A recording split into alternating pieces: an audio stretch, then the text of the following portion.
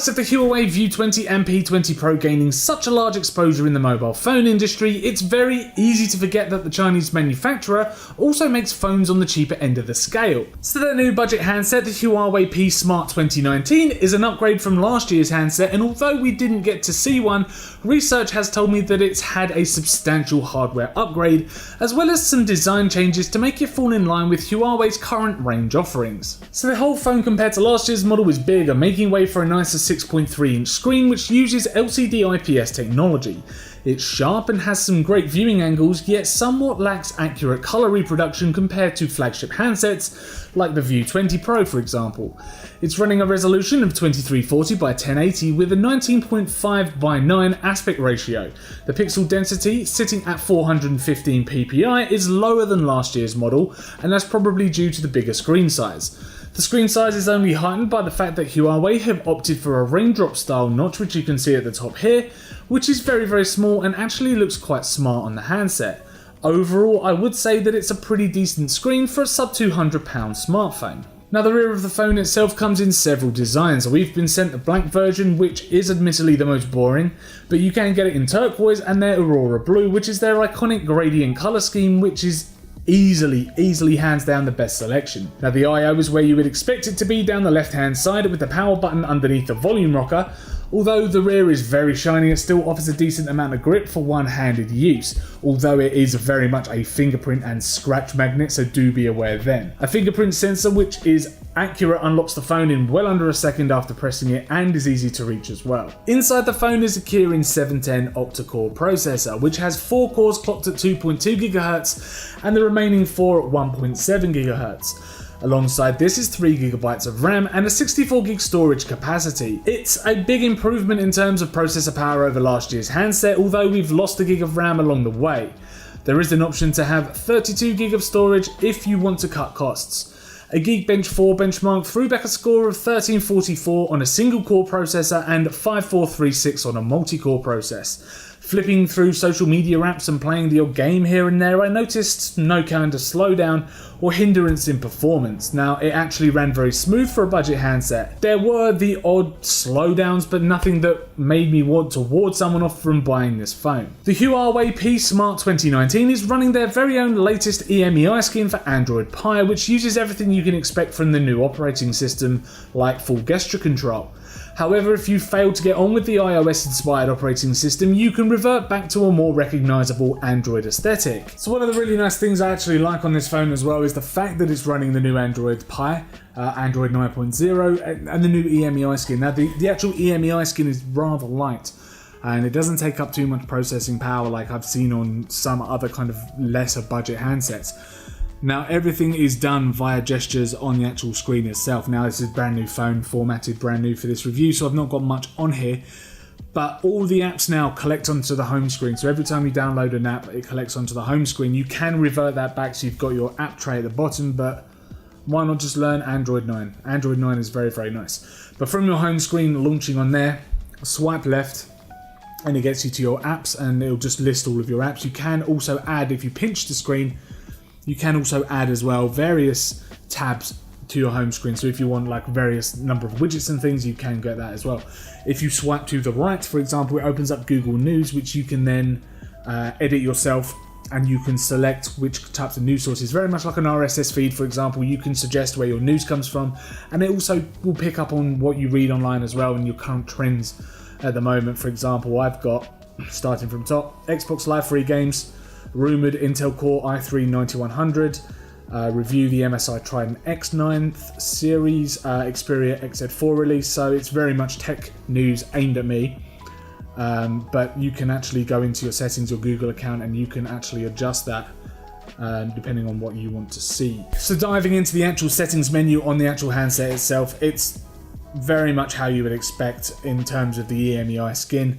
You've got the home and screen wallpapers, you've got the display, which you've got things like sleep mode, eye comfort, which you can turn on depending on the time. It puts that kind of yellow orangey glow to the screen.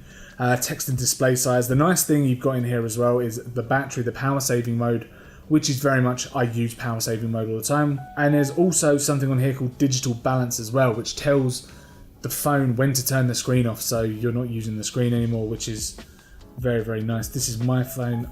So when you actually go in to set it up, it says this is my phone or this is my kid's phone. So if you set it to your kid's phone, then you can say, oh, bedtime's at 7 o'clock or 8 o'clock, no more phone, and it will just turn the screen off. You can't use the phone anymore. And that'll be good for you if you're the kind of person that lays in bed and you think, oh, just got to check something on my phone quickly, grab the phone.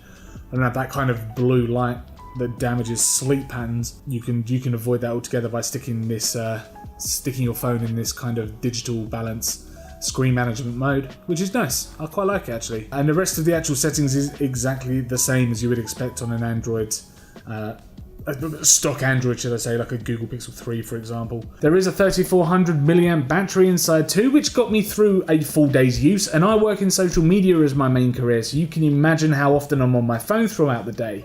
They provide a 10-watt charger too for some very nice charging speeds. On the back is a dual camera setup. The first is a 13 megapixel camera with a secondary 2 megapixel camera, which is solely responsible for depth perception and producing those kind of nice bokeh shots on portraits. It does an alright job for a budget camera. The whole thing is wrapped up in this kind of AI package, which means it does its best to pick what type of scene you're snapping, whether that's a portrait, food, landscape, or something else. The camera will do its best to process the photographs as well as possible. Now, for the most part, photos are great for social media use and if you've got some holiday snaps that you want to send to your mum and dad on WhatsApp, but unfortunately, it does lose out on the quality when compared to something like the P20 Pro, which is Huawei's flagship handset. If video is a priority of yours though, then do look elsewhere, because the max settings you can choose here is 1080p at 60 frames per second, and there's no image stabilization.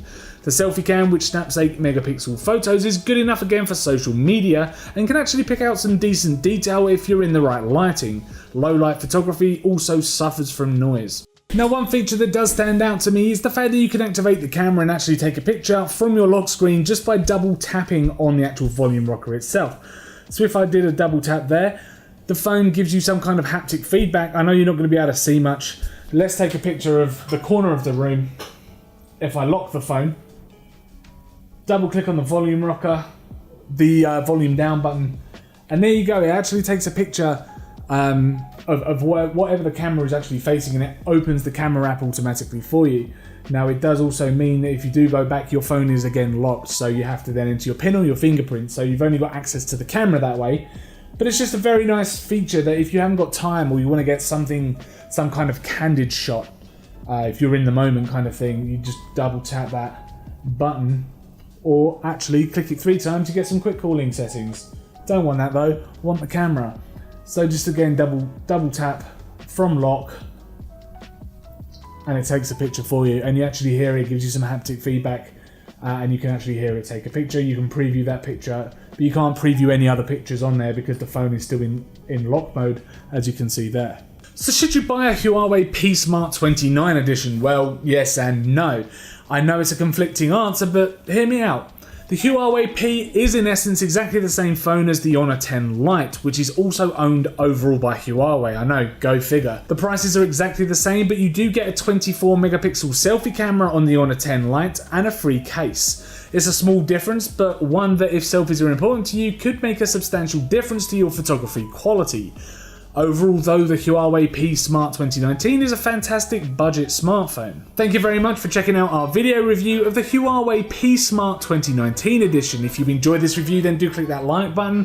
Please do subscribe to keep up with all of our latest tech and gaming videos, and also let us know in the comments below what you think about this handset, whether you would go for something like this or you would go for the Honor 10 Lite with the better front-facing camera, or if you just want a much more powerful phone overall. What I'll do is I'll leave a link in the description to Vodafone as well, as they kindly sent this phone to us, so you can go and get it either as a SIM-free option on a contract or a pay-as-you-go option. I'll leave a link below so you can go and check that out as well. As I say, thank you very much for checking out this video, and we will see you in the next one.